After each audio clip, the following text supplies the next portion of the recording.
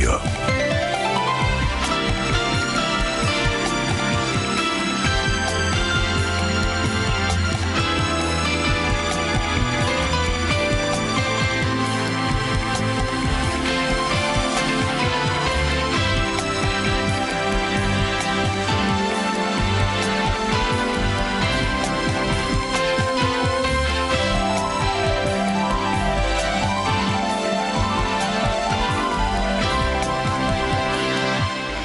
მშვიდობისა ტალღა FM 102.4 რადიო პირველი არქია პირდაპირ ეთერში მოგესალმებით მივესალმები იმ აუდიტორიას რომელიც ამ გადაცემის მოლოდინში იყო თავის დაუცხადია დედაქალაქის დროით 10 საათი და 10 წუთია შესაბამისად სრულ 11 საათამდე ჩვენ ამავე ტალღაზე ვიქნებით ერთად და ვისაც სურვილი გაუჩნდება რა თქმა უნდა შეუძლია დააგვიკავშირდეს კიდეც თუმცა მანამდე მე მივესალმები ჩემს კოლეგას ნინო დათუკიშვილს რომელიც ყოველ პარასკევს მივესალმები ჩვენს რადიოს მსმენელებს პინძელია ეკა მარტავახაძე დარჩი ტალღაზე FM 102.4 შეგახსენებთ ჩვენი სტუდიის ტელეფონის ნომრებს 240 91 92 ან 240 92 92 და დღეს ჩვენი გადაცემის მთავარი თემა და შინაარსი დატვირთვით არის საარქივო მასალები თქვენ პერიოდულად სწორედ რომ ბრძანდებით ამ ტიპის საუბრების მოლოდინში ჩვენგან ასე რომ თუ კი თქვენი ინტერესის საგანი იქნება თემა რომელსაც ცოტა ხანში ნინო წარმოგვიდგენს შეგიძლიათ დაგვირეკოთ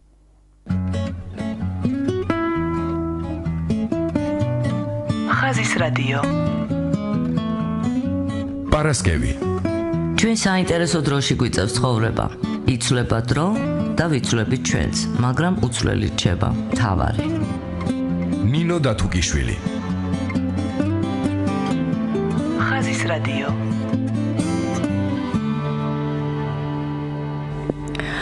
ეკა თებერვალია და თებერვლის თვე ზოგადად ჩვენში და ჩვენთვის ქართველებისთვის ასოცირდება საქართველოს ოკუპაციასთან, გასაბჭოებასთან.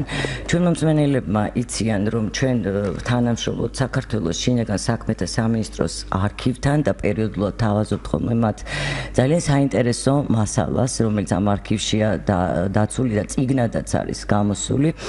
დღეს ვისაუბრებთ ერთ-ერთ წიგნზე, რომელიც საქართველოს შინაგან საქმეთა სამინისტროს არქივმა გამოსცა ეს გახლავთ ბოლშევიკების თვალით დანახული საქართველოს ოკუპაცია. უნდა გითხრათ მეგობრებო, საკმაოდ მტკივნეულია ამ გადასახედიდან ამ ყველაფრის აღქმა, მაგრამ არის ძალიან მნიშვნელოვანი ფაქტები ამ ჩანაწერებში, მოგონებებში დაცული და მე მინდა ვუთხრა ჩვენს მსმენელებს, რომ ეს გამოცემა 4 მოგონებას აერთიანებს, მათ შორისაა ივანე ზოლოტოვის მოგონებები, რომელშიც აღწერილია მამისონის უღელტეხილის გადალახვა, ქუთაისისა და ბათუმის აღება და აჭარისტანში საბჭოთა ხელისუფლების დამყარება, ნაწყვეტი ქართველი წითელარმიელის მოგონებიდან მოგვითხრობს თუ როგორ მიადგა 1921 წლის 21 თებერვალს წითელი არმიის ნაწილი ბორჩალოს მხრიდან საქართველოს კერძოდ კოჯრის მისადგომებს და როგორ მოხდა 25 თებერვალს საქართველოს გასაბჭოება, რუსი ჯარისკაცის მემუარები იმითაა საყურადღებო, რომ კარგად ჩანს თუ როგორი განწყობა სუფევდა იმ პერიოდში მთელ კავკასიაში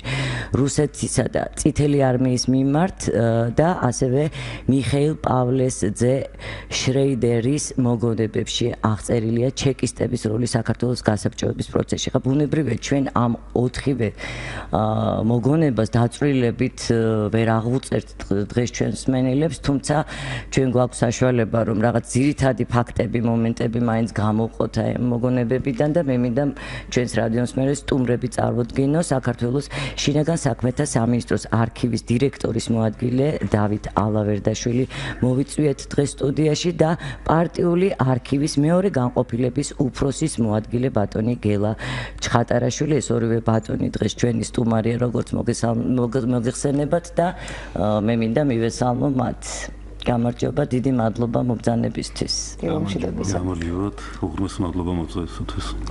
მივესალმები თქვენს მსმენელს. ბატონო დავით, პირველ რიგში ჩვენ მაინც ალბათ მსმენელებს უნდა შევახსენოთ ის ვითარება, რაც სუფევდა მაშინ.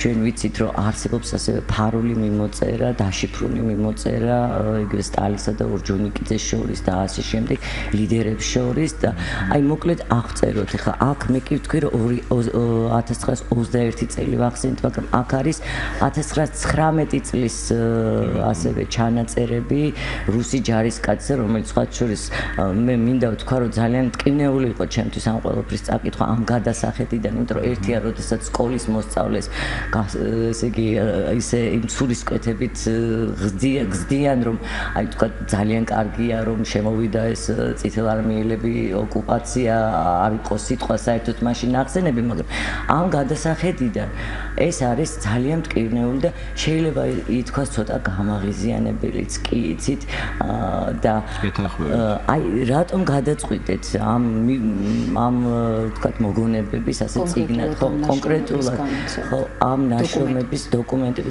გამოცემა აი რატომ გადაწყვიტეთ მტკივნეული და გამაღიზიანებელი არის ნამდვილად გეთანხმებით ამაში მაგრამ მეორე თემა ჩვენ წარმოვადგენთ ჩინაგან საქმეთა სამინისტროს არქივს და შედეგად ჩვენთან დაცული დოკუმენტაცია თარიღდება ასე კი უნდა ბლესკიდურად თარიღი გახლავთ 1903 წელი მთელი წინარე პერიოდი რაც საქართველოს ოკუპაციამდე იყო ანუ გასული საუკუნის უახლესი ისტორია ფაქტობრივი მასალების და ფაქტობრივი წყაროების ზედაყრდნობით არის ჩვენს არქივის წარმოდგენილი რა თქმა უნდა ეს ეხება ოკუპაციის პერიოდს და შემდგომ პერიოდსაც არ მხოლოდ ეს გამოცემა რომელიც არქივს აქვს ამ თემასთან მიმართებაში გაკეთებული ამის გარდა არაერთი საჟურნალო სტატია არის უკვე შექმნილი და საზოგადოებისთვის წარდგენილი და სულ რაღაც რამდენიმე თვის უკან კონრად ადენაუერის ფონდთან ერთად უკვე ამ გასაბჭოების შემდგომი პერიოდის მასალები იქნა პროექტის სახით ჩამოყალიბებული და ერთობლივად განხორციელებული ეს შეეხებოდა უშუალოდ სამხედრო ცენტრს და იმ ქართველი 15 ოფიცრის ვაგის პარკში ერთ დღეს დახვრეტის ძალიან ტრაგიკულ ისტორიას. კონკრეტულად ამ წიგნსაც შეეხება ახლა რა თქმა უნდა გამაღიზიანებელი არის, მაგრამ ჩვენ როგორც არქივი თავს ვალდებულად ვთვლით, რომ ყოველგვარი ინტერპრეტაციების გარეშე პირველ წყარო წარუდგინოთ კითხვებს და ფართო საზოგადოებამ უკვე თვითონ განსაჯოს ის თუ როგორ შეფასებას მისცემს ამა თუ იმ ფაქტს. ეს კონკრეტული კრებული რა თქმა უნდა საბჭოთა ტიპიური პროპაგანდისტული სტილში დაწერილი ნარკვევების ერთგვარი კომპილაცია, მაგრამ მიუხედავად ამისა მოიცავს გარკვეულ ფაქტობრივ მოცემულობებს, რომლებიც იმდროინდელი ისტორიული ვითარების რეკონსტრუქციის საშუალებას გვაძლევს და ასევე შედარებითი დახასიათებისა და ანალიზის ჩატარების საშუალებას, ვინაიდან აქ არის კონკრეტული ფაქტობრივი უზუსტობები, რომლებიც მხოლოდ და მხოლოდ ბოლშევიკური პროპაგანდის გავლენით არის დაწერილი და არაფერი საერთო არ ქონდა რეალობასთან და ვფიქრობ, რომ დაინტერესებული მკითხველი ამის საკითხისას კი თვითონ მიხვდება და ასე ვთქვათ, წარმოდგენა შეექმნება, როგორ მუშაობდა ბოლშევიკური პროპაგანდისტული მანქანა. თავისთავად ცხადია, თქვენ ახლა ზუსტად მიანიშნეთ ყველაზე საინტერესო მიმართულებას ჩვენი საუბრისა. ბრძანებთ, რომ ამავე დოკუმენტებში თვალნათლივ ჩანს, თუნდაც ის პროპაგანდისტული ხაზი, ხომ? ნაწილი დოკუმენტებისა, რომელიც დაცულია თქვენსავე არქივში და განსხვავებულ ისტორიას გვთავაზობს ამ მოვლენებისა, ნაწილი დოკუმენტებისა, რომელზეც ახლა ჩვენ ვსაუბრობთ. სად ხდება იგივე შედარებითი ანალიზი ბრძანებთ თქვენ. კონკრეტულად რა მოცემულობებში არ არის თანხwebdriver ფაქტობრივ მასალაში და კვლევრებისთვის რამდენად მნიშვნელოვანია ეს მაგ. კვლევრებისთვის მნიშვნელოვანი არის, იმიტომ რომ აქ არის რამდენიმე ისეთი ფაქტი მოყვანილი, რომელიც დღესდღეობით ქართველ ისტორიკოსებს დამუშავებული არ აქვს, ან ყოველ შემთხვევაში სხვა რომელიმე ნაშრომში ჩვენ არ ვხედავთ. კერძოდ მაგალითად პირველი ფაქტობრივი უზუსტობა, რაც აუცილებლად თვალში მოხვდება და მკითხველს ამ წიგნის გაცნობისას გახლავთ გასაბჭოების მეორე დღე. ანუ მაშინ, როდესაც ქართველმა ხალხმა იუნკერების ხსოვნას პატივი მიაგო, საზეიმო სამგლოვიარო პროცესია იქნა რუსთაველის პროსპექტზე წარმოდგენილი და ეს საზეიმო პროცესია სწორედ სულ სხვა რაკურსით დაინახეს ბოლშევიკებმა და შელამაზება მათთვის დამახასიათებელი. მარტო შელამაზება არის 180 გრადუსით მოაბრუნეს მზერის კუთხე. ანუ მიიღეს ეს ისე უბრალოდ ამ წიგნში წარმოჩენილია მოგონებებში ისე, როგორც ეს იყო ქართველი ხალხის სამადლობელი და მისალმება რუსი ჭყალებში განმათავისუფლებელი ჯარის შემოსვლისადმი. გარდა ამისა კიდე ბევრი ფაქტია, მაგალითად გენერალ მაზნიაშვილთან მიმართებაში თვითონ შიგნით გახსოვთ რომ იმ პერიოდში საქართველოს პრაქტიკულად ყველა რეგიონში ესეთი ლოკალური რევოლუციური კომიტეტები მოქმედებდა, რომლებიც შიდა არეულობის გამოწვევას და ასე ვთქვათ პროვოცირებას ახორციელებდნენ. გახსოვთ რომ ეს სამწლიანი პერიოდი ძალიან რთული იყო საქართველოსთვის, ანუ აქ პრობლემები იყო როგორც თურქული ექსპანსიის, ასევე სომხეთთან ომის პრობლემები იყო შიგნით შიდა ქართლში და აფხაზეთში და სადაც გენერალ მაზნიაშვილს უხდებოდა ასე ვთქვათ თავისი ახლად ჩამოყალიბებული გვარდიის შენაერთებით ამ ლოკალური კერების ჭალებში ჩახშობა. როგორ მუშაობდა რუსული ჩანერგილი აგენტურა. მაგალითად აფხაზეთში ბოლშევიკებთან საბრძოლველად გენერალმა შეაიარაღა სამხედრო კატერი ტყვიამფრქვევებით მიხაილი ერქვა, რომელიც ზუსტად ამ შიდა გამყიდველობის გამო მეორე დღესვე მეჩეთზე შესვა ამ რუსულმა აგენტურამ. სულ ამის ბრძოლა არის აღწერილი, სადაც ძალიან კარგად იკვეთება ეს ქართული ჩასაფრების მომენტი, რაც სამწუხაროდ სხვა წყაროებში არ შემჩენია. ეს ალბათ გახსოვთ, არის მეორე ყველაზე დიდი თავდაცვითი ზღუდა იყო სადახლოს შემდეგ რუსული ოკუპაციის პერიოდში. ქართველებმა შეიტყუეს სულ ამის გვირაბში ბოლშევიკური არმია, მე-11 არმია კონკრეტულ შემთხვევაში და იქ ასე ვთქვათ ჯავშანმატარებელი დაახვედრეს, რომელმაც თითქმის ნახევარი ცეცხლით გაანადგურა მოწინააღმდეგე, თუმცა შემდეგ რიცხოვნულმა უპირატესობამ მაინც თავისი გაიტანა და ეს ასე ვთქვათ ჯავშნოსანი მატარებელიც გაანადგურებული იქნა სამწუხაროდ, თუმცა ეს ისეთ კონკრეტული მოცემულობა, რომელიც სხვა შემთხვევაში არ ყოფილა. არის რამოდენიმე კონკრეტული ფაქტი, მაგალითად იყო ესეთი კილაძე, ქართველი ბოლშევიკი, რომელიც ნოე ჟორდანიას და გასაკუთრებით ნოე რამიშვილის ადმინისტრაციაში იქნა ჩანერგილი და შემდეგ გადმობირებული, ანუ ორმაგი აგენტის სტატუსით და პრაქტიკულად წინასწარ აწვდიდა რუს ბოლშევიკებს ყველა იმ სპეცოპერაციების შესახებ ინფორმაციას, რომელიც შინაგან საქმეთა მაშინდელ სამინისტროში მუშავდებოდა. ანუ ბევრი ისეთი ფაქტობრივი მასალა, რომელიც როგორც ისტორიკოს კვლევარებისთვის, ასევე ნებისმიერი სხვა დაინტერესებული პირისათვის იქნება საინტერესო. ბატონ გელას რომ გადაცეთ სიტყვა გელა. დიახამშვიდობისა, მოგესალმებით ქალბატონებო და ბატონებო. მადლობას მოგესალმებით მოწვევისათვის. ეხლა ბატონმა დავითმა ახსენა ჩანერგილი აგენტურა. ეხლა ამარდაშვილი წერდა ათეულობით წლის წინ, რომ იმპერიალიზმის ბაცილი დაავადებული რუსული ცნობიერება იმპერიალიზმის იმპერიის ტერიტორიების დაკარგვას ვერ ეგუებოდა და ვერ შეეგუებაო. იცოდა, ნამდვილად იცოდა. ეხლა სხვათა შორის ეს ტენდენცია დღემდე მოდის, რომ აი საქართველოს ნეიტრალური პოზიცია დაიკავოს რუსეთთან ურთიერთობები დავალაგოთ და ამასთან დაკავშირებით უნდა გავხსენო 1920 წლის 7 მაისის ხელშეკრულება რუსეთის მთავრობას და საქართველოს მთავრობას შორის. ეხლა ამ ხელშეკრულების თანახმად რუსეთის მთავრობა ცნობდა საქართველოს დამოუკიდებლობას და იღებდა ვალდებულებას, რომ არ ჩარეულიყო საქართველოს, კი, სამშვიდობო არ ჩარეულიყო საქართველოს შინაურ საქმეებში, არ დასხმოდა თავს, ეს ჩვენთვის თავარი იყო. ხო და საქართველოს თავის მხრივ კიდე რასაც რუსეთი ითხოვდა, რომ პირველი იყო, რომ არ შეევიწროებინა და არ დაეპატიმრებინა კომუნისტური პარტიის მოღვაწეები, რომლებიც საქართველოში მოღვაწეობდნენ. პრაქტიკულად ესენი რუსეთის აგენტურა იყო. რა თქმა უნდა, დიახ. და სუნთავარი მოთხოვნა რასაკვირველია იყო, რომ უცხო ქვეყნის ჯარი არ შემოსულიყო საქართველოში. ანუ გაყვანა მათი გაყვანა და ეს უკვე ამ მოთხოვნით უკვე მზადდებოდა ოკუპაცია.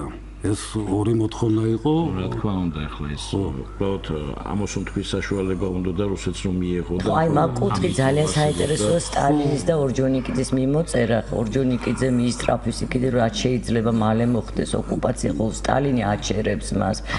ეს მიმოწერა არსებობს. ისტორია ზოგადად ინსინუაციები და სპეკულაციები ჩვევი. აჩერებს ჯერ ადრეაო. ჯერ ადრეაო და არაპოლიტიკურად, არამედ წმინდა ტაქტიკურად არის ჯერ ადრეაო. ნახსენები თქვა ის მახსოვს ეს მიმოწერა. ჯერ კიდევ მაშინ რუსეთს ჯერ კიდევ არ აქვს ნოთარებული პოლონეთთან, დენიკინთან, ფრანგლეთთან ეს ბრძოლები და ჯერ კიდევ არცალია საქართველოს. ეს უბრალოდ გადაწყვეტა მოხდა მხოლოდ წმინდა ტაქტიკური მოსაზრებით და გადაიტანეს დიახ. არა პოლიტიკური მოსაზრებით. სხვათა შორის საგარეო საქმეთა მინისტრი ევგენი გეგეჭკური ძალიან ეწინააღმდეგებოდა აი რუსიის უცხო ქვეყნის ჯარების საქართველოსთან გაყვანას და თვლიდა რომ ეს იყო საქართველოს სუვერენიტეტში ჩარევა, მაგრამ ნოე ჟორდანიას სხვა ხედვა ჰქონდა რუსეთთან ურთიერთობის დაალაგებით იყო შანსი რომ ეცნოთ საქართველოს დამოუკიდებლობა. ეს უკვე ძალიან ეგრეც მოხდა და ეგრეც მოხდა ცნობა იყო მხოლოდ დე ფაქტო და ესეც მოხდა ამ ხრის სწორად გათვალა და მიმართებაში ერთი ესეთი რემარკასავით არავის ეს ისტორია ხა ნამდვილია თუ არა, მაგრამ ბრესტ-ლიტოვსკის ზავის შემდეგ იცით რომ ლენინი ერიდებოდა ქემალ-ფაშასთან ურთიერთობების გართულებას და ამ ზავის მიხედვით საქართველოს გარკვეული ნაწილი დაუკლარჯეთის დიდი ნაწილი ბათუმი და ახალ ქალაქიც უნდა გადაცემოდა თურქეთს და შემდეგ როცა ასე ვთქვათ მათი ემისარი მოლაპარაკებაზე ჩავიდა რუსეთში, იქ ძალიან კარგი სომხური ლობი იყო, იმიტომ რომ ეს საქართველოს არ ეხებოდა მხოლოდ სომხეთის და აზერბაიჯანის გარკვეულ ტერიტორიებსაც გულისხმობდა. სომხეთთან მიმართებაში ეს პროცესი მეტნაკლებად შეჩერდა და რაც შეეხება საქართველოს ლენინს უთქვამს, თუმცა ესეც რამდენად ფაქტობრივი წყაროებით მტკიცდება ღმერთმა უწყის რომ მოლაპარაკებებში ჩართულიყო სტალინი და უშუალოდ მას დაერეკა ქემალ-ფაშასთვის. ამ ამბის მერე ამბობენ რომ ამ ამბის მერე იქნა ბათუმი შენარჩუნებული, თუმცა ეხლა ის ფასად და სტალინმა როგორ მოახერხა ეს არ ვიცით. ვარაუდობენ რომ ეს იყო იმ დაუკლარჯეთის დანარჩენი ასე ვთქვათ ხარების აი ამ პერიოდის ერთგვარი ანალიზისთვის ჩვენსავე არქივში მიახლოებით მაინც კვლევისთვის დოკუმენტები რამდენად არის. ხო ეს კითხვა მეც გამიჩნდა ესე. კითხვა კარგია, იმიტომ რომ დოკუმენტები არის უამრავი და უამრავი პარალელის გავლენა შეიძლება. გარდა ამისა ვიცი ჩვენ რომ ისტორიას განმეორებადი ხასიათისა და განმეორებადება თუნდაც საერთო სურათისთვის. კი. იგივე ეს ბორჩაროს მაზრაში დაწყებული ეს ვითომდა გამოსვლები, რაც მერე საბაბად გამოიყენა რუსეთმა. ეს ძალიან დეტალურად არის აღწერილი ჩვენს არქივში და სხვადასხვა შორის ძალიან სახასიათო პრეცედენტია მთლიან მსოფლიო ისტორიისათვის. აი შორს არ წავიდეთ, პირველი მსოფლიო ომი ახალი დამთავრებული იყო. როდესაც გერმანიას, ანუ დამარცხებულ გერმანიას მის საზღვისპირა რეგიონებში და მოსაზღვრე ქვეყნის რეგიონებში ზოგიერთს მიეცა, ასე ვთქვათ, გამოხატვის თავისუფლება და ასე ვთქვათ, არჩევნების გზით შეეძლო გადაეწყვიტა დარჩენილი იყო თუ არა გერმანიის შემადგენლობაში, ან ავტონომიური სტატუსი მიიღო თუ არა. ზოგიერთს არ მიეცა და ეს ორმაგი სტანდარტი მე ძალიან სულად დაბრუნდა. იგივე სუდეტის კრიზისი ალბათ გახსოვთ, როცა ასე ვთქვათ პირველი საბაბი იყო ეს ჰიტლერისთვის რომ ჩეხეთში ჯერ ავტონომია, შემდეგ სრული ოკუპაცია და ნუ ამას მე რაც მოყვა ყველაფერი ვიცით. ერთი ფრაზა მახსენდება ჩერჩილის ამასთან დაკავშირებით, იმიტომ რომ მაშინ ჩემბერლენს და დალადიასაც შორის ერთგვარი კოოპერაცია იყო, თუმცა მათ ასთა სხვადასხვაობაც ასე ვთქვათ ძალიან ინტენსიური იყო და დალადი არ ეთანხმებოდა იმ ჩემბერლენის ასე ვთქვათ შემრიგებულ პოზიციას და მთლიანად მიუნხელის კონფერენციის შედეგები მისთვის ასე ვთქვათ მიუღებელი აღმოჩნდა, მაგრამ ჩერჩილი როგორც ოპოზიციონერი მაშინ ესეთ ფრაზა წარმოთქვა, რომელიც დარჩა ისტორიაში. ჩვენ ვცდილობდით რომ ჩვენ არჩევანი უნდა გაგვეკეთებინა ომსა და სირცხვილის შორის ჩვენ სირცხვილი ავირჩიეთ მაგრამ მივიღებთ ომსაც რეალურად ესეც მოხდა და შემდეგ დაღადიების განავრცვა იმიტომ რომ ქმედებები რომელსაც ჩვენ ვაკეთებთ და ასე ვთქვათ ჩერტეთის გადაცემა და ჰიტლერისთვის დათმობა ნიშნავს შემდეგ რუმინეთს ბულგარეთს ყველა დანარჩენ პოლონეთს პირველ რიგში და ამ ქმედებით ჩვენ გვინდა სამდრე შიფშიდობის მოპოვება მაგრამ რეალურად მოიყვება. ძალიან საინტერესო ფრაზა ძალიან ახლა თქვენ დავუბრუნდეთ იმიტომ რომ ეს სწრაფად გადის რადიოში თქვენ მიზანი ამის ის იყო რომ ალბათ დაახლოებით 10 წლის უკანდელი მოვლენები ყველას ძალიან კარგად გვახსოვს და ანალოგია შეიძლება მხოლოდ გორჩალო არამედ უახლოს ისტორიაშიც ზუსტად იგივე თემები და იგივე მიზეზები ჩვენ მსმენელს შევახსენოთ რომ ვსაუბრობთ გამოცემაზე რომელსაც ქვია საქართველოს ოკუპაცია ბოლშევიკური ინტერპრეტაციები და ბატონ დავით ერთი მინდა ვიკითხო ამავე გამოცემაში ან თუნდაც რომელიმე ბოლშევიკის მოგონებაში არის მიმანიშნებლად მაინც ან ირონიულად ან პირდაპირ მნიშვნელობით რომ ჩვენ სირცხვილი ავირჩიეთ ვინმეს ქონდა ამის განცდა? არა. სინამდვილეში მაშინ მაგრამ ესეთი განცდა არ იყო, იმიტომ რომ ეს ხალხი იმდენად ზომბირებული იყო ამ პირიქით სამწუხაროდ. სინამდვილეში ალბათ მთელი გულით ჯეროდათ და სწამდათ, რომ ქართულ საქმეს ემსახურებოდნენ რუსული ხელით და ტრის ხელით ამ შემთხვევაში. ესეთი პრეცედენტები კიდე არაერთი ყოფილა ქართულ ისტორიაში მშვენივრად გახსოვს. შორის მაგ თემას გაკვირით ეხება ეს ერთ-ერთ სტატიაში ქართველი რევოლუციონერის მოგონებები რომ წერია ის ამბობს ერთგვარი გულის ტკივილით აღნიშნავს რომ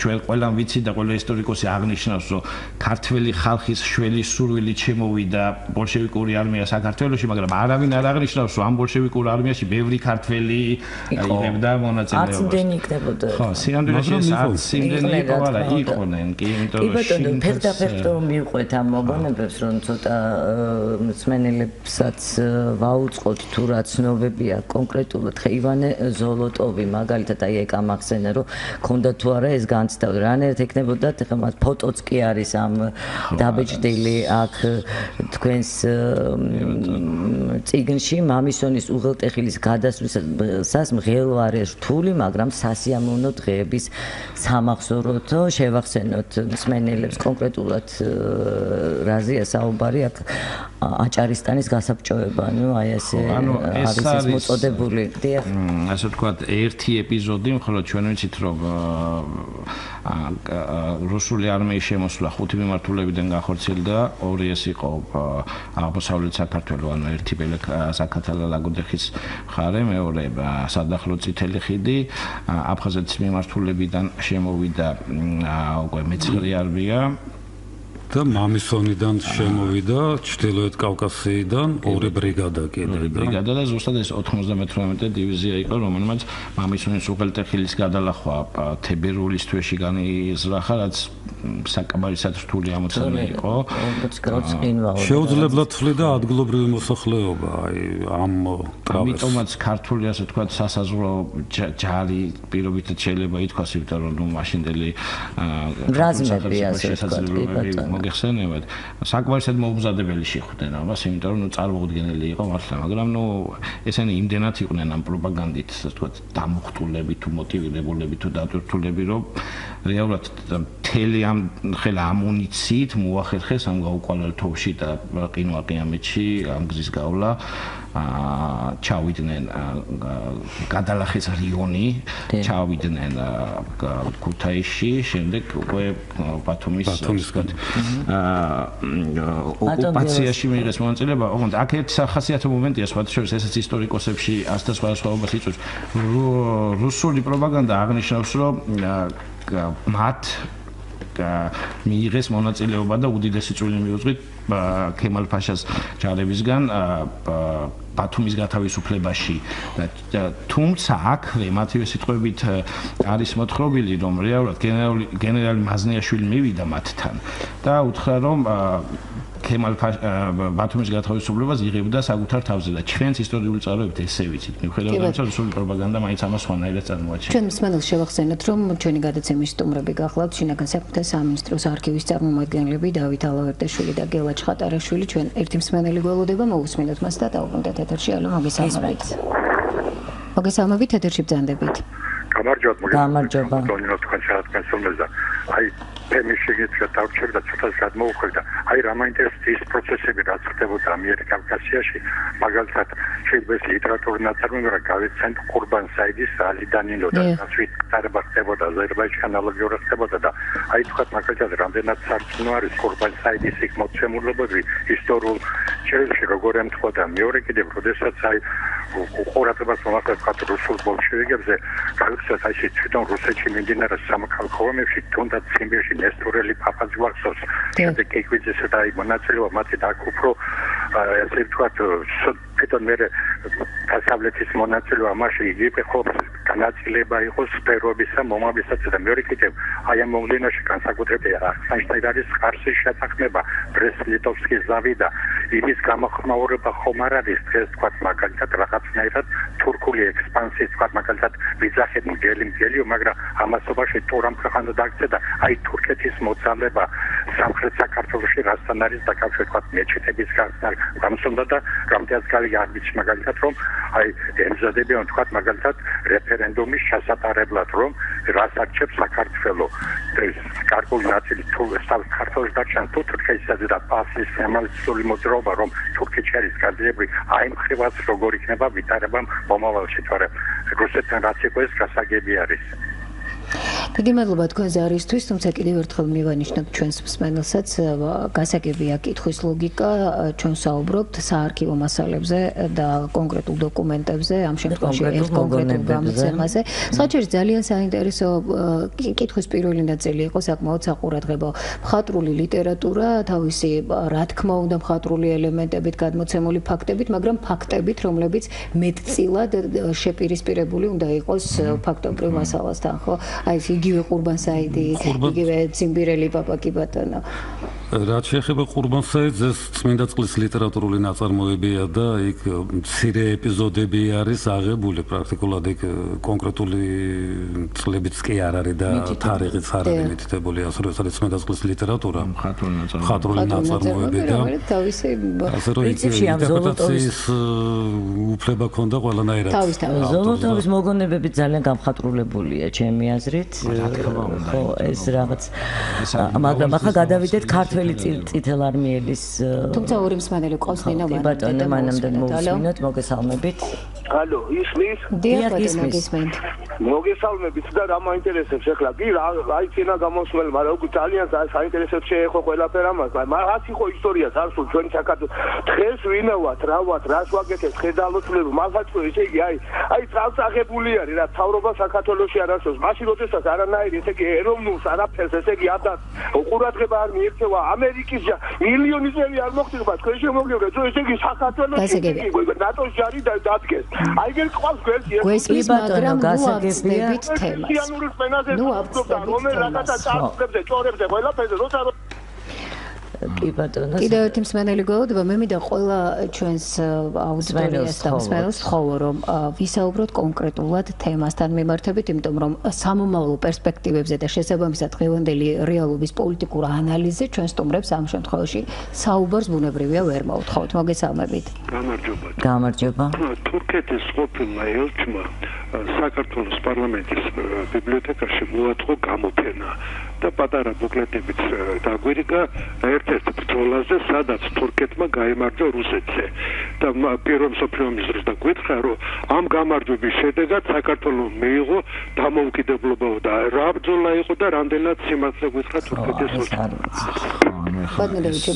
ეს სიამოვნებაში ინსცენაცია უფრო არის საქართველოს დამოუკიდებლობა როგორც მიიღო და რა პროცესების შედეგად ამ ყველაფერზე არის არქივში ცნობები ბუნებრივია. იმიტომ რომ სიამოვნებაში ვთქვათ ხა ქართული პოლიტიკური ელიტას მომზადებელი იყო მაშინ ამ დამოუკიდებლობისთვის, ვინაიდან შექმნილმა კონკრეტულმა ვითარებამ და მოცემულობამ გამოიწვია ეს იყო მცდელობა ერთიანი კავკასიური სახელმწიფოს შექმნისა, რაც ასევე ვერანაირად ვერ განხორციელდებოდა, იმიტომ რომ ამ სამივე სახელმწიფოს თავის კონკრეტული ინტერესები ჰქონდა, ისევე როგორც პირველი ექსპანსიას თქვათ გამარჯვებული ბრიტანული და ფრანგული მხარის, რომელთაც თავისი ინტერესი ჰქონდათ, ასევე ეს პირველ რიგში ბაქოს ნავთობი და ფოთის კონტროლი იყო. აზერბაიჯანს როგორც გითხარით, გარკვეული პრეტენზიები ჰქონდა საქართველოსთან ტერიტორიული, ისევე როგორც და საქართველოს ოლქზე იყო კონკრეტულ შემთხვევაში საუბარი, ისევე როგორც სომხეთს და ისევე როგორც თურქეთს. ანუ რეალურად ეს იყო რკალი საქართველოს გარშემო, რომელიც ნელ-ნელა წითლდებოდა და ურთულეს პერიოდში მოუხდა სინამდვილეში ეს სამწლიანი მართლობა მაშინდელი საქართველოს ახალ რესპუბლიკას, მაგრამ ერთი რამეა ძალიან აღსანიშნავი. მიუხედავად ამ ყველა ბატალიებისა, საქართველოს ტერიტორიის შენარჩუნება მაშინ შესაძლებელი გახდა 107,000 კვადრატული კილომეტრის ფართობზე, რაც პრაქტიკულად გიორგი ბრწყინვალის დროის შემდგომ პერიოდში საქართველოს ისტორიაში მანამდე აღარ ყოფილა. აი წინამსმენელთან დაკავშირებით ერთი ნიშანდობლივი ფრაზა გამახსენდა, კი არ გამახსენდა, ეგ ვკითხულობდი. არ გონია საეჭვო იყოს, რომ ძიმე წუთებში ანტანტა ისევე მიატოვებს საქართველოს, როგორც სომხეთი მიატოვაო წერდა სტალინი. აი ესეთი საინტერესო ისიც არის, როდესაც აპირებდნენ, ხო, როდესაც აპირებდნენ დაპყრობას, თუმცა ჩვენ კიდევ მსმენელი გველოდებათ, შეიძლება ჩავთვალოთ, მოგესალმებით. ეს არ არის ამ წიგნში, ეს უბრალოდ მე ვახსენე ეს ძალკე. არის ვანდა ირიბი დამოკიდებული მიმართება და შეიძლება ამზეც მე ვსაუბრობ. გისმენთ ეთერში ბრძანდებით თუ გისმენთ ჩვენი ხმა. გამარჯობა. მაგარი ხალხია. ხო და აი ამიტომ ყველაფერს ალბათ მე რა ვიცი ჩვენ ვიჩაგვახედებს ახლა უბრალო ხალხს მაგ არქივში. როგორ არა, ეს არის საჯაროა. ეს ჩვენთვის გაჩნდება ყველაფერი. ნებისმიერი დოკუმენტი. გური დამრეკავა ახლა ხან ჩვენა გაზეთი აღარ. დანეთ ბატონო. მაგას ვიჩავ ხო და ის წინამსმენელის ნაირი მოღალატეები იყო, მეზარბაზნეები არ ყავს საქართველოს, რა გვინდა რუსეთისკენ. მე არის ბინცური კაცი რო ამოვა დოუბანელი ავტობუსში. არ გვინდა ერთმანეთის უკაცრავად, მაგრამ დავიცვათ რა ეს ეთიკა რა არის. აი მაგან დავღუპარო თავის დროზე ერთმანეთს ასე ვექცეოდით და უკაცრავად ჩემი გამოსვლის იმდენად ტკინეულია თვითონ ის თემები, რადგან საუბრობთ, მოდი რა ამ კუთხით წავიყვანოთ ჩვენი შეკითხვებიც და ჩვენი საუბარიც და ამაზე ვისაუბროთ. მოგესალმებით. გამარჯობა. გამარჯობათ. გისმენთ. მოგესალმებით, მივესალმებით თქვენს სტუმრებს. დიდი მადლობა მინდა გითხრათ, თქვენ სტუმრებს მინდა მოუხადო დიდი მადლობა იმისათვის, რასაც აკეთებენ. არ ველოდი სიმართლე თუ გინდა გითხრათ, თუ აი შინაგან საქმეთა სამინისტროში ესეთი საქმიანობა ხორციელდებოდა და ძალიან საინტერესო არის ეს.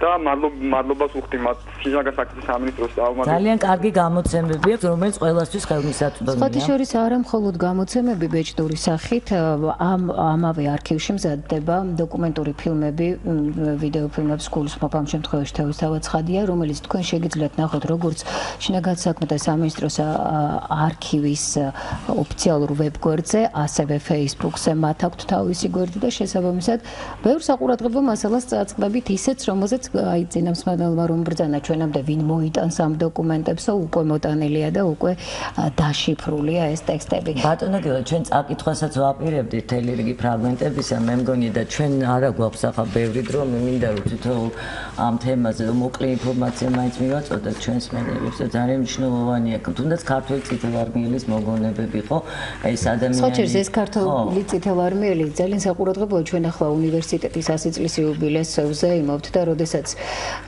მართლაც სიამაყით შეგიძლია გაიმეორო ადამიანმა ყველა ეთერში, როცა ამ თემაზე საუბრობ, ივანე ჯავახიშვილმა გამოაღო ყველა აუდიტორიის კარი და სტუდენტებს თვითონ მიმართა, რომ ახლა მათი ადგილი იყო არა მერხებთან, არამედ იმ პოზიციებზე, სადაც მათი თანატოლები იბრძოდნენ, იყვნენ ამავე უნივერსიტეტში ადამიანები, რომლებიც მათ წინააღმდეგ იყვნენ. ერთ-ერთი მოგონება თუ არ ვწდები უნივერსიტეტელი იყო ხო? რომელიღაც კათედრის უნივერსიტეტელი იყო თუ არა, არ ვიცით, მაგრამ შორის აი შემდგომ პერიოდზეც არაერთი მასალაა ჩვენთან დაცული 21 წლის შემდეგ გახსოვთ, რომ აჯანყებების მთელი სერია იყო სვანეთში, სამეგრელოში, გურიაში, რაც 23 წელს ჩემს მიერ ზემოთ ახსენებ პარიტეტული კომიტეტისა და სამხედრო ცენტრის გამოაშკარავებით და მისი წევრების, ორგანიზატორების დახვრეტაში გამოისახა, თუმცა ამ ორგანიზაციის ასე ვთქვათ მეორე ეტაპი და განახლება მაინც შედგა და რამაც ჯამში 24 წლის აჯანყების სახე მიიღო და ამაზეც ძალიან ბევრი გამოცემა გვაქვს გაკეთებული. გარდა გამოცემებისა თქვენ სწორად ბრძანეთ და მხატვრული დოკუმენტური ფილმებისა ვცდილობთ ახალი საკომუნიკაციო არქივი შემოვიღოთ და განსაკუთრებით საზოგადოებასთან ურთიერთობის კუთხით და განსაკუთრებით ჩვენს მომავალ თაობასთან, იმიტომ რომ სუსტი წარმოდგენა ქონდათ იმაზე რა იყოს და იგივე ფოცხზე აღარ დავაბიჯოთ. რას გულისხმობთ, რას თავაზობთ ამ შემთხვევაში გვინდა გავაკეთოთ უკვე ეს დაგეგმილია და პროექტის დონეზე შეთანხმებულია, შესაბამისი ფინანსირებაც გამოყოფილია. მოკლე ხანში აი ბატონი გიორგი თვითონ არის ამ პროექტის განმახორციელებელი, ავტორი გახლავთ არქივის დირექტორი ბატონი ომართუშვილაშვილი და ეს გულისხმობს 37-39 წლების დიდი ტერორის პერიოდის სრულ რეკონსტრუქციას. ანუ იგულისხმება მთელი საგამოძიებო პერიოდი იქნება მუზეუმის დონეზე წარმოდგენილი და რეკონსტრუირებული, ანუ დაწყებული დაპატიმრებიდან გავლით დაკითხვება, სამედიცინო შემოწმება, დაკითხვები დახვრეტა და ბოლოს გადაასახლება და ეს ბაქანიც იქნება წარმოდგენილი, სადაც საკმაოდ მასშტაბური და ბატონ გელას რამდენჯერ დავსუჩერდა და არ დავაცადეთ პასუხი ბატონო გელა იქნებ სხვადასხვა ეს მუზეუმთან დაკავშირებით ეს პროექტი დასრულებული არის. დაახლოებით ალბათ რამდენიმე თვეში განხორციელდება კიდეც. საზოგადოების პატარა მუზეუმი არ იქნება, ეს იქნება 300 კვადრატულზე მეტი, 322 კვადრატულზე იქნება საგამოფენო სივრცე. ადგილით შერჩეული არის, იმ ადგილის მიხედვით უკვე პროექტიც შედგენილი არის, ხარჯთაღრიცხვაც შედგენილი არის. შედგება ეს 11 საექსპოზიციო ოთახისაგან. შედგება მიწისქვეშა სივრცისგან საგამოფენო და საკონფერენციო დარბაზი დამატებით. იდეა არის რომ ჩვენ PR სამსახურს აქვს ასეთი პროექტი, რომელიც ითვალისწინებს სკოლის მოსწავლეებთან და მოზარდთაობასთან ძალიან აქტიურ კომუნიკაციას, ანუ თითოეული სკოლის წარმომადგენლის მასწავლებელი შეუძლია შევიდეს ჩვენ გვერდზე და ავტომატურ რეჟიმში გააკეთოს განაცხადი, როდის სურს ტურისტის ჩატარება და რამდენი მოსწავლის მოყვანა უნდა. პროცესი ავტომატურად ადმინისტრირდება და ამის შემდეგ დღეს უკვე არის გარკვეული ინფრასტრუქტურა და გარკვეული ასე ვთქვათ წინარე მუზეუმები, რომლებიც ამ წუთისთვისაც საინტერესოა მომავალი თაობისთვის, მაგრამ აი ამ მუზეუმის გახსნის შემდეგ ვფიქრობ, რომ როდესაც გაიხსნება ეს მუზეუმი, აუცილებლად მოგიწევთ. ახლა დავუბრუნდეთ ჩვენს ქართველ წითელ არმიელს შეგძლება. ბატონო ციტატის საკითხს უნივერსიტეტის პროფესორი ხომ დავასახელოთ სახელმწიფო საჯაროა უკვე ეს ინფორმაცია და რომელიც იხსენებს თუ როგორ იბრძოდა წითელ არმიაში სიამაყით იხსენებს და ასევე ის თუ როგორ დაჭრეს შემთხვევით ტუბერკულოზი დამართ ამის შემდეგ და შემდეგ დაანება თავი ამ ჯარში მსახურებას და იყო მოგვიანებით ცოტა იყო უკვე უნივერსიტეტის პროფესორი და კათედრის გამგე ეს გახლავთ. კი ბატონო, საკმაოდ დაწინაურდა შემდეგ ეს ადამიანი და რომ ეს დაჭრა ალბათ გააგრძელებდა ისე ბოლშევიკური არმიაში სამსახურს, თუმცა ეხლა დღესდღეობით საამაყო ამაში ამ გადასახედიდან უკვე ბევრი არაფერია და ამიტომ ამის ციტირებას შესაძლოა ჯობდეს აქ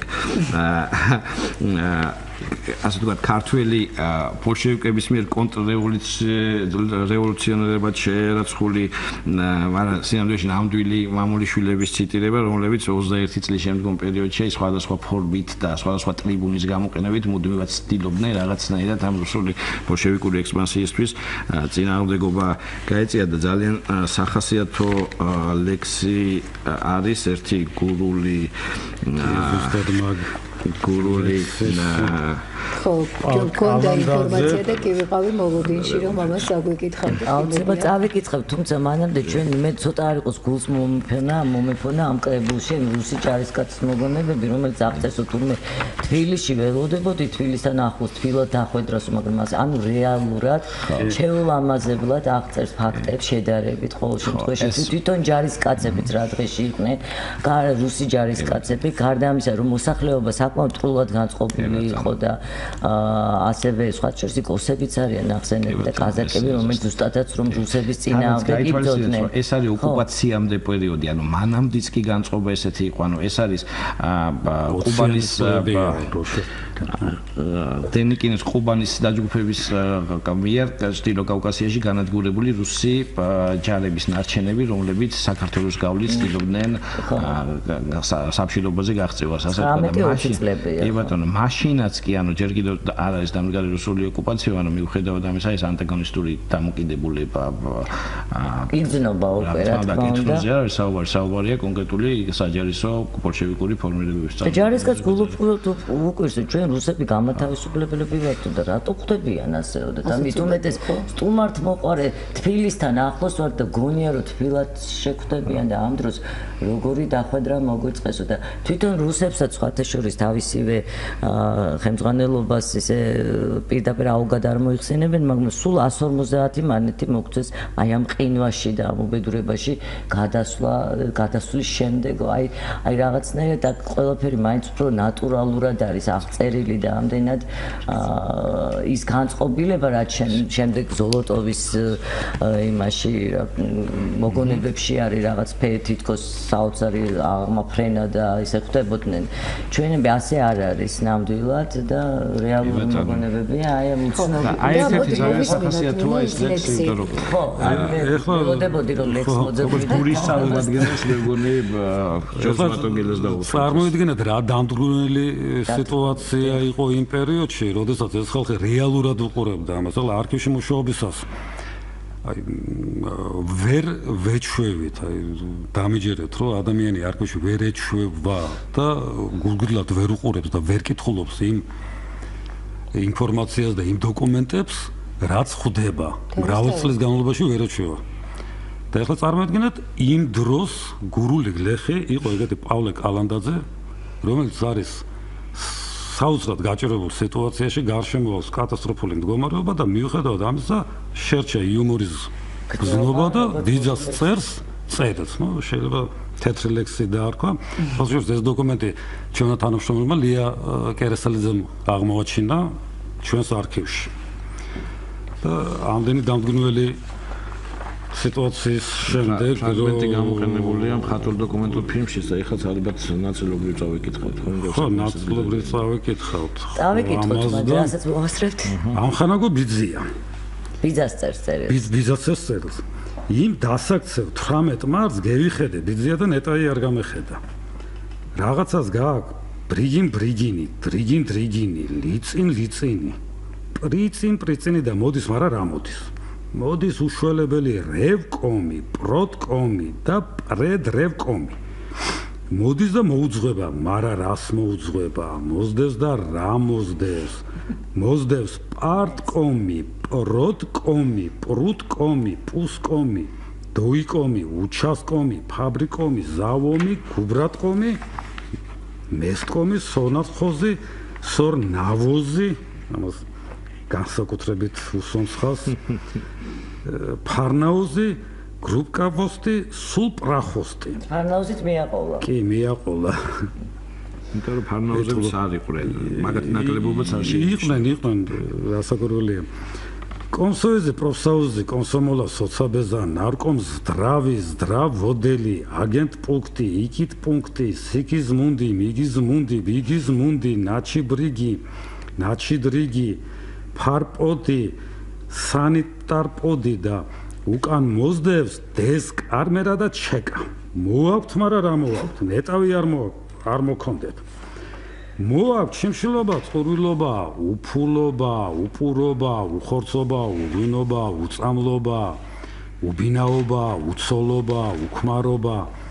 გაყრა, გამოყრა და გაშტრიგინებული საანკეტო ფურცლები. ეს გაშტრიგინებული გულები. მევიდნენ, მაგრამ რა მევიდნენ? ნეტა არ მოსულიყვნენ. დაალაგდნენ ქალაქში, ვაგზალში, ქუჩაში, დუქანში, სოფელში, ბოსელში, შენს ოთახში, ჩემს ოთახში, მის ოთახში, სხვის ოთახში, შენს ლოგინში, ჩემს ლოგინში, სხვის ლოგინში. დაალაგდნენ თუ არა? ჩვენ გაგვათავისუფლეს ჭამისგან, სმისგან, დახურისგან, ბინისგან, წამლობისგან, სიხარულისგან, მოსვენებისგან, გავლისგან, გამოლისგან და თავისუფლებისგან. ეხლა გურული გლეხისთვის თავისუფლება განსაკუთრებული ღირებულება იყო. გაგვათავისუფლეს თუ არა, მერე დაარსეს საქართველოში, მაგრამ რა დაარსეს? 3-10 წელს სხვათა შორის ეს გურული გლეხი სწორად. საბჭოთა მთავრობა, სური უთავობა, შაბათკვირაობა, ქუჩის ხვეტა, ეზოს ხვეტა, ჩაის კრეფა და საანკეტო ფურცლების წერა. მოგვაყენეს გაშტრიგინებული ფურცლები და გვიბრძანეს, აჰა, ჩასწერეთ. რა იყავით, საიყავით, რაზე იყავით, რა ჭამეთ, რისთვის ჭამეთ, ვინ გაჭამა, ვინ გაგაძღო, რაზე გაზეხე, საცხოვრობდი, რაზე ცხოვრობდი, რაზე მოდიან, რა გინდა და შემდეგ წააწერეს, მაგრამ რა წააწერესო?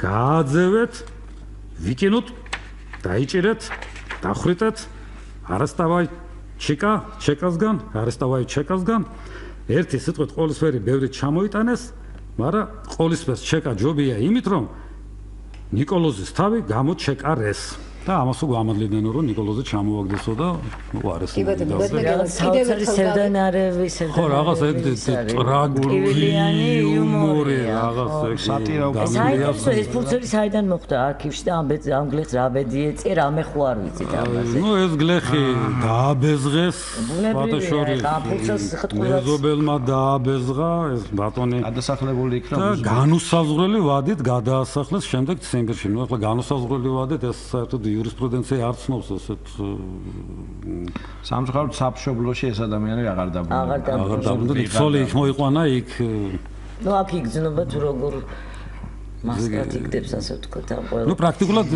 რაც თანამედროვე იურიდიული ენით არის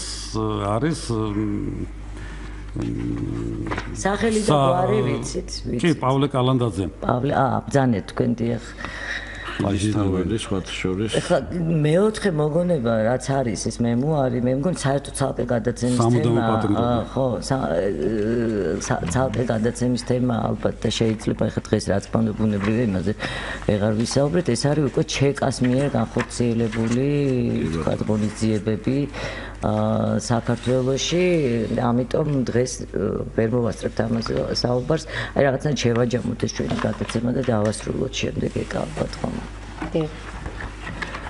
ბატონო დავით კიდევ ერთხელ გამოცემის მნიშვნელობაზე იმიტომ რომ მე განსაკუთრებულად მივაქციე იმ მსმენელის ზარს ყურადღება რომ ჩვენამდე ვინ მოიტანს ამ ყველაფერს მე ჩვენს მსმენელ აუდიტორიას კიდევ ერთხელ შევახსენებ რომ ამავე გადაცემაში ხაზის რადიოს პარასკევის ფორმატში ჩვენ ხშირად ვმასპინძლობთ არა მხოლოდ შინაგან საქმეთა სამინისტროს არქივის წარმომადგენლებს იგივე ოკუპაციის მუზეუმიდან ახალგაზრდა მკვლევრებს ისტორიკოსებს გამორჩეულად ხდება ხოლმე ჩვენს გადაცემაში ხადაგიანი იყო წინა გადაცემის ჩვენი სტუმარი და ორმა მსმენელმა დაარეკა რომლებმაც ძალიან მნიშვნელოვანი და საინტერესო ინფორმაცია მიაწოდეს მათ ანუ ჩვენ ერთად ქმნით კიდევაც ეკაშენ არაერთხელ გიტყვით და მეც გეთახმები მეხსიერების არქივს ჩვენი მსმენელების მონაწილეობით რაც შეეხება ამ არქივს შეუძლიათ გაეცნოთ თქვენ ვებგვერდის ნომერი ესე იგი მისამართი დაასახელეთ თუ შეიძლება აი დაარეკა მსმენელმა რომელიც გორში ცხოვრობს და არ მიუწვდება ხელი თქვა წიგნებზე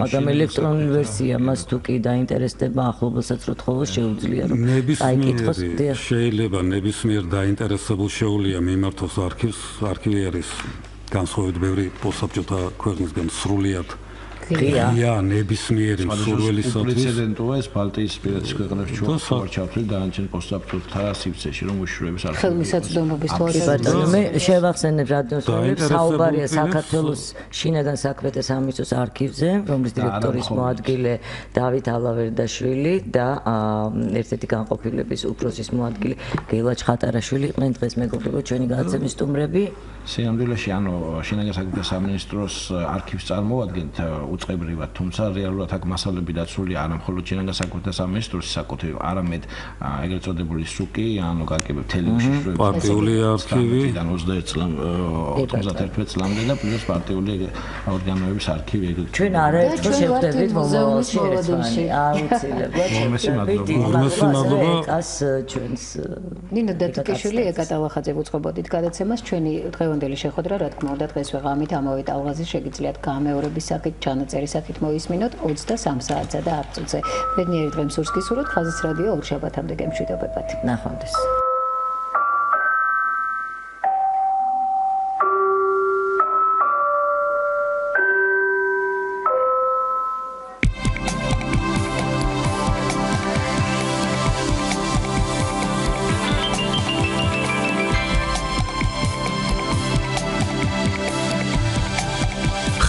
რადიო